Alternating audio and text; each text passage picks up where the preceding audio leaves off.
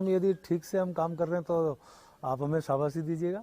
मैं तो जानना ही चाहता हूँ कि 5,500 करोड़ के इस नुकसान की भरपाई के लिए प्रेमचंद जी की जो वाणिज्यिक बुद्धि है उसने क्या इंतजाम किया है कि इस क्षतिपूर्ति के संदर्भ में कुछ वैकल्पिक स्रोत बने और जिससे आय बने। और इसी के साथ में एक सवाल है, जो आपने बताया कि 30% कलेक्शन बढ़ा, उत्तराखंड के संदर्भ में आय का एक बड़ा सोर्स जो है वो टूरिज्म है, तीर्थ यात्रा है। उसमें तो आपकी सरकार जो है अंकुश लगा रही है, इतने लोग एक दिन में आएंगे, इतने लोग एक दिन में आएंगे, लोग धरना प्रदर्शन की हालत कर रहे हैं, तो कुछ समझना मुश्किल हो रहा है। बाकी सरकार आपकी मदद नहीं कर रही है या कुछ और चल रहा है? नहीं, देखिए, राजस्व बढ़ाने की तरफ तो हम लोग काम कर ही रहे जी। हैं। जहाँ तक आपने चार धाम यात्रा की बात की है तो आप को मैं ये भी बता दूं कि पिछले वर्ष जब चार धाम यात्रा चली थी तो हमारे यहाँ अभी तक का सर्वाधिक जो हमारी यात्रा में जो यात्री आए लगभग 50 लाख से लगभग आसपास आए जी।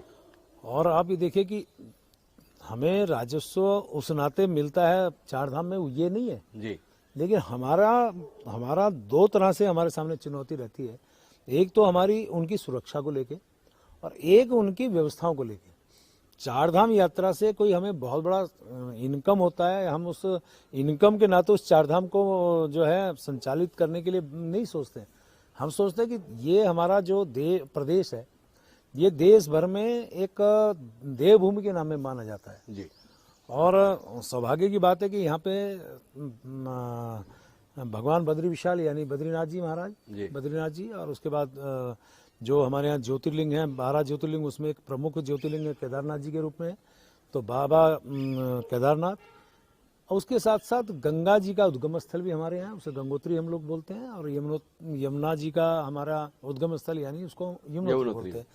इन चारों को यदि हम जोड़ें तो उसको हम चार धाम बोलते हैं। उन चार धामों की यात्रा के लिए पूरे देश के नहीं विश्व भर के लोग यहाँ आने को आकर्षित रहते हैं, लालायित रहते हैं, आने के उनका मन रहता है, क्योंकि हर हिंदू एक बार सोचता है कि मैं एक चार धाम यात्रा, ये खासकर उत्तराखंड की यात्रा को मैं पूरा कर लूँ। जी। मैं आपको एक छोटी सी बात कहना चाह रहा हूँ। मुझे याद है कि बहुत छोटा जब मैं था तो हम लोग बहुत छोटे थे, प्राइमरी स्कूल में पढ़ते थे। मैं तो एक सामान्य परिवार से हूँ, तो एक छोटे से स्कूल में हम पढ़ते थे, सरकारी स्कूल में। जी।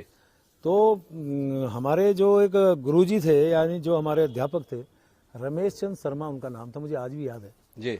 और उनके माता पिता जब मतलब मैं डोयला उस टाइम में रहता था, देहरादून से थोड़ा 20 किलोमीटर आगे, तो वहाँ उनका बैंड बाजा लेके खूब उनके जैसे गांव में होता था, उनका स्वागत हो रहा है।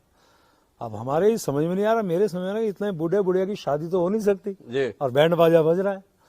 तो बाद में पता चला साहब ये चार धाम यात्रा सकुशल वापस आ गए वहां से यात्रा करके, इसलिए उनका सम्मान हो रहा है, एक खुशियां मनाई जा रही है, सकुशल वापस आ गए। सकुशल वापस आ गए। ये उसने मान्यता थी कि जो चार धाम यात्रा पूरी करके सकुशल वापस आ जाए तो एक बहुत बड़ी बात मानी जाती है। यानी व्यवस्थाओं में बहुत ज्यादा कमी थी जी। सने उस यात्रा के मार्ग को, यात्रा क्षेत्र को, यात्रा जहाँ जहाँ जाती है वहाँ व्यवस्थाओं को लेकर बहुत सुधार हुआ। और आज भगवान की बड़ी कृपा है कि हमारी सरकार ने बहुत ज़्यादा अच्छी व्यवस्था वहाँ पे की है। आपको यदि कभी मौका मिला हो तो मुझे लगता है कि आपको भी ये कहना पड़ेगा कि भाई बहुत अच्छी व्यवस्थाएं हैं। जब भी आप देखिए कि आप ही के चैनल्स पे कई बार मैं देखता हूँ, लोग कहते हैं साहब यहाँ की सरकार ने बहुत अच्छी व्यवस्था की है। तो हमारा पहला मकसद होता है उन यात्रियों को सकुशल यात्रा उनकी हो और उनकी व्यवस्थाएं, कहाँ टॉयलेट्स हैं, कहाँ उनके रहने की व्यवस्थाएं हैं, कहाँ तक वो जो लोग जा रहे हैं। और चूंकि ये पहाड़ी मार्ग है, कई जगह आप देखते हैं भूस्खलन की स्थिति आती है। कई बार आप देखते हैं कि यदि ज़्यादा यात्री आ जाएं तो आप जानते हैं पहाड़ के रास्ते किस प्रकार के होते हैं, तो वहाँ पे जाम की स्थिति बन जाती है। आप आ तो रहे हैं यात्रा करने और आप परेशान हो जाएं, तो वो सारे चीज़ों को मद्देनजर रखते हमारी व्यवस्थाओं को लेकर हमारी जो एक सीमा निर्धारित की है संख्या की दृष्टि से, तो ये मात्र उद्देश्य, ऐसा कोई उद्देश्य नहीं है कि हम किसी यात्रा को कम करें। अब माना आप कल को यात्रा में कहीं कोई दिक्कत हो जाए तो शायद कोई व्यक्ति में बख्शेगा नहीं कि साहब आपने यात्रियों की माकूल व्यवस्था नहीं की है और इस प्रकार से और ये सो। तो हमारा मकसद यात्रा सुरक्षित हो, यात्रा व्यवस्थित हो, ये भी हमारा मकसद। बड़ी महत्वपूर्ण बात प्रेमचंद जी कह रहे हैं। इस बात को लेकर काफी विवाद की स्थितियां बनी हुई है कि यात्रियों की संख्या को सीमित क्यों किया जा रहा है। प्रेमचंद जी, जो सरकार की